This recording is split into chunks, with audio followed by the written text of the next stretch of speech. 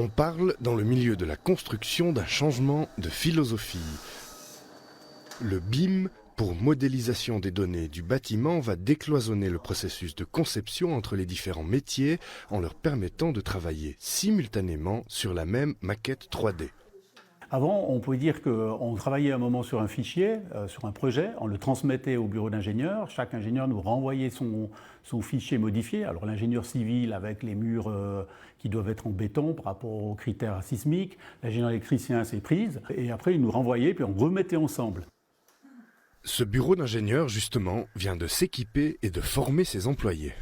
C'est un changement de mentalité puisque jusqu'à maintenant, on a toujours travaillé, je dirais, de manière indépendante, tous les mandataires de la construction. Et là, on va travailler sur une seule maquette numérique, donc tout le monde va travailler sur le même objet.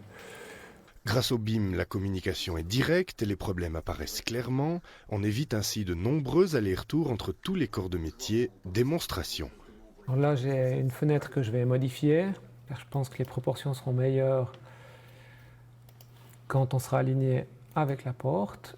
Je vais donc maintenant mettre à jour le modèle pour que tout le monde soit au courant de ce qui a changé. Donc maintenant, mes collègues sont au courant de ce que j'ai modifié, mais je suis aussi au courant de ce qu'ils ont modifié. Et il y a un conflit d'intérêt entre une étagère, une bibliothèque et ma fenêtre. Au final, le BIM permet des économies de temps et d'argent, c'est pourquoi il a tendance à se généraliser. Au nord de l'Europe, Angleterre en tête, il fait partie intégrante des mises à l'enquête. On estime que d'ici quelques années, il devrait se généraliser en Suisse aussi.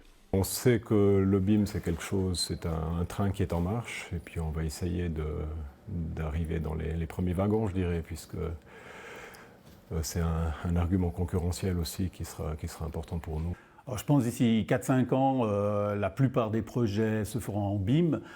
J'ai l'impression que ça sera plus facile de commencer par des petits projets, mais la rentabilité elle est plus grande sur les gros projets. C'est vraiment sur les gros projets que le BIM est vraiment nécessaire. Architectes et ingénieurs ne sont pas les seuls concernés. Le processus touche tous les corps de métier, mais à quel prix? Le système implique des outils numériques et des formations spécifiques. Reste encore à savoir si tous les types de construction seront concernés ou si le processus se limitera aux seuls bâtiments d'envergure.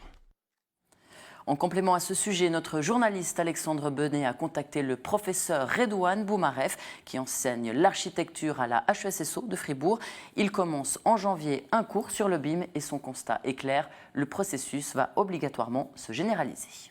On parle d'un horizon entre 3 et 5 ans. Quand vous investissez énormément d'argent dans un marché qui est à flux tendu, en Suisse au niveau de la construction, forcément, chaque sou économisé devient très important et une méthode qui peut vous faire économiser de l'argent, mais aussi du temps, est forcément la bienvenue. Et est-ce que ça va toucher tous les corps de métier? Est-ce qu'une PME va aussi devoir s'équiper en BIM? C'est déjà le cas. C'est déjà le cas. Ça touche tout le monde. Ça touche les bureaux techniques, mais ça touche aussi les entreprises, les PME, de la plus petite à la plus grande. Il ne faut pas oublier que dans le marché suisse, c'est essentiellement la PME qui fait l'économie. Et ces grosses entreprises, ces grosses structures d'entreprise générale ou entreprise totale se basent aussi sur ces artisans. Et forcément, si ces grosses structures sont imposées au niveau de la maquette numérique, elles vont imposer les mêmes process pour les petites PME et jusqu'à l'artisan. On n'est pas en train de demander une gestion du processus global, mais une adaptation spécifique au métier. Et s'équiper, se former en BIM, est-ce que c'est beaucoup d'investissement? Là aussi, c'est selon l'échelle de l'entreprise et selon ses propres objectifs.